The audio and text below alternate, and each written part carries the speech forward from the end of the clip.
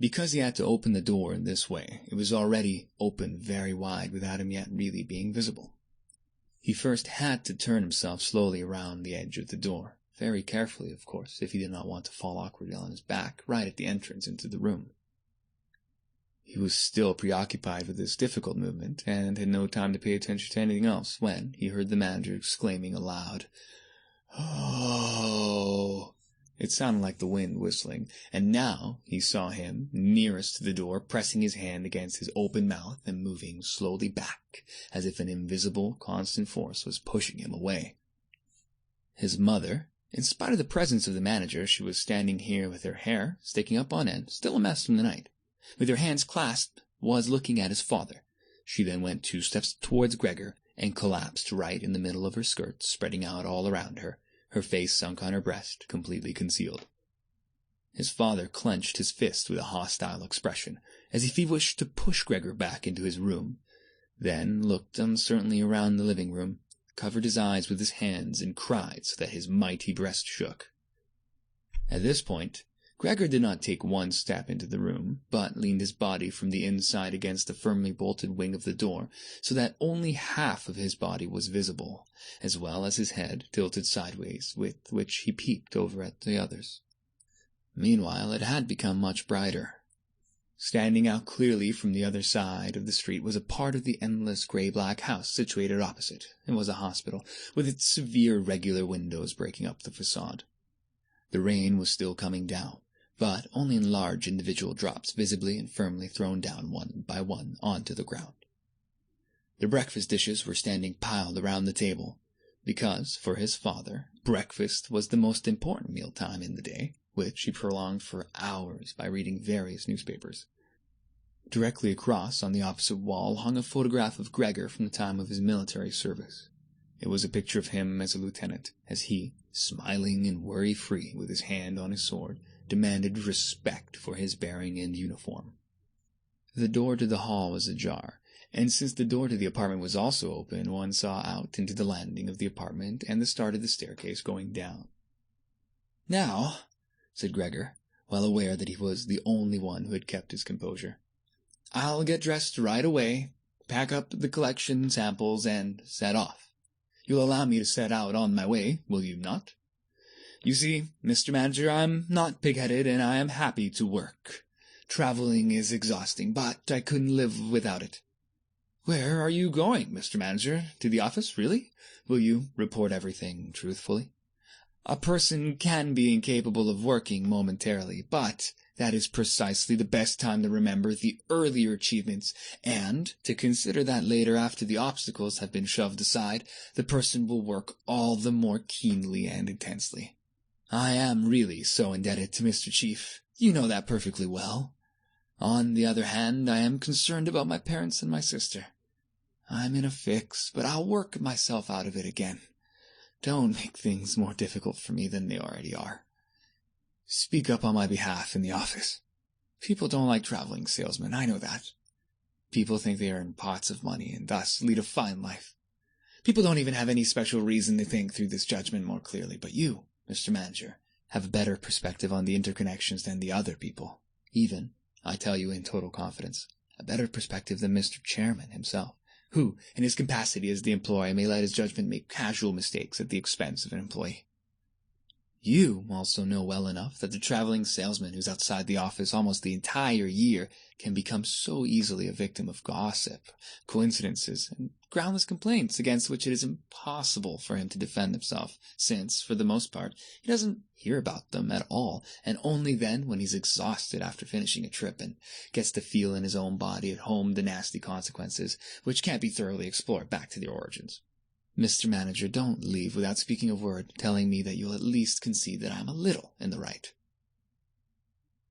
But at Gregor's first words, the manager had already turned away, and now he looked back at Gregor over his twitching shoulders with pursed lips. During Gregor's speech, he was not still for a moment, but was moving away towards the door, without taking his eyes off Gregor, but really gradually, as if there was a secret ban on leaving the room. He was already in the hall, and, after the sudden movement with which he finally pulled his foot out of the living room, one could have believed that he had just burned the sole of his foot. In the hall, however, he stretched out his right hand away from his body towards the staircase, as if some truly supernatural relief was waiting for him there. Gregor realized that he must not under any circumstances allow the manager to go away in this frame of mind, especially if his position in the firm was not to be placed in the greatest danger. His parents did not understand all this very well. Over the long years, they had developed the conviction that Gregor was set up for life in his firm, and in addition, they had so much to do nowadays with their present troubles that all foresight was foreign to them. But Gregor had this foresight. The manager must be held back, calmed down, convinced, and finally won over. The future of Gregor and his family really depended on it. If only the sister had been there, she was clever. She had already cried while Gregor was still lying quietly on his back. And the manager, this friend of the ladies, would certainly let himself be guided by her. She would have closed the door to the apartment and talked him out of his fright in the hall. But the sister was not even there. Gregor must deal with it himself. Without thinking that as yet he didn't know anything about his present ability to move, and without thinking that his speech possibly, indeed probably, had once again not been understood, he left the wing of the door, pushed himself through the opening, and wanted to go over to the manager, who was already holding tight onto the handrail with both hands on the landing in a ridiculous way. But as he looked for something to hold on to, with a small scream Gregor immediately fell down onto his numerous little legs. Scarcely had this happened when he felt for the first time that morning a general physical well-being. The small limbs had firm floor under them. They obeyed perfectly, as he noticed to his joy, and strove to carry him forward in the direction he wanted. Right away he believed that the final amelioration of all his suffering was immediately at hand. But, at the very moment when he lay on the floor rocking in a restrained manner, quite close and directly across from his mother, apparently totally sunk into herself, she suddenly sprang right up with her arms spread far apart and her fingers extended and cried out, "Help! For God's sake, help!"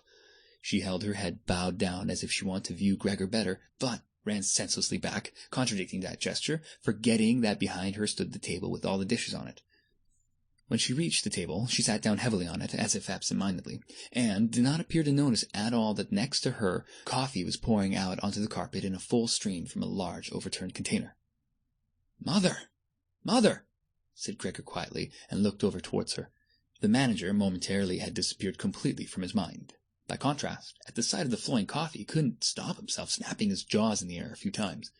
At that, his mother screamed all over again, hurried from the table, and collapsed into the arms of his father, who was rushing towards her. But Gregor had no time right now for his parents. The manager was already on the staircase. His chin level with the banister, the manager looked back for the last time. Gregor took an initial movement to catch up to him, if possible. But the manager must have suspected something, because he made a leap down over a few stairs and disappeared, still shouting, "Ah!" The sound echoed through the entire stairwell.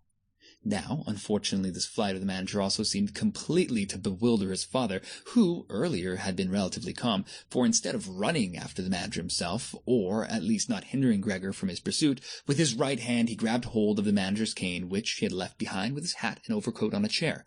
With his left hand his father picked up a large newspaper from the table, and, stamping his feet on the floor, he set out to drive Gregor back into his room by waving the cane and the newspaper. No request of Gregor's was of any use. No request would even be understood. No matter how willing he was to turn his head respectfully, his father just stomped all the harder with his feet.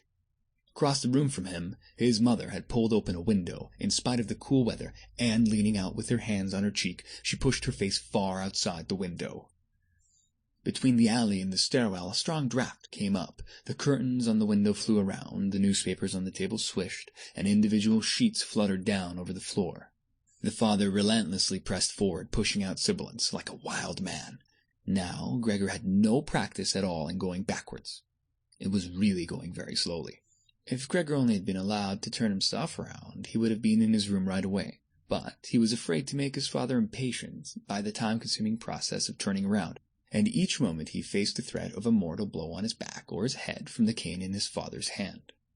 Finally, Gregor had no other option, for he noticed with horror that he did not understand yet how to maintain his direction going backwards.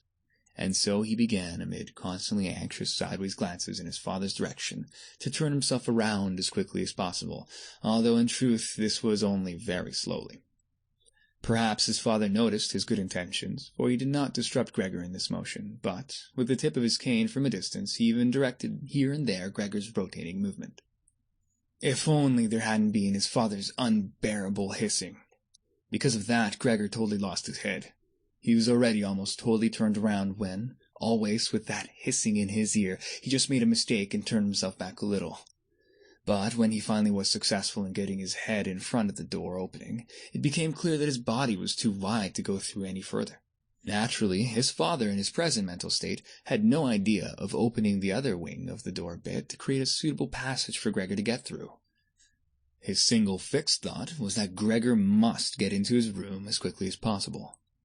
He would never have allowed the elaborate preparations that Gregor required to orient himself and thus, perhaps, get through the door. On the contrary, as if there were no obstacle, and with a peculiar noise, he now drove Gregor forwards. Behind Gregor, the sound was, at this point, no longer like the voice of only a single father. Now it was really no longer a joke, and Gregor forced himself, come what might, into the door. One side of his body was lifted up. He lay at an angle in the door opening. His one flank was sore with the scraping. On the white door, ugly blotches were left. Soon he was struck fast and would have not been able to move any more on his own. His tiny legs on one side hung twitching in the air above.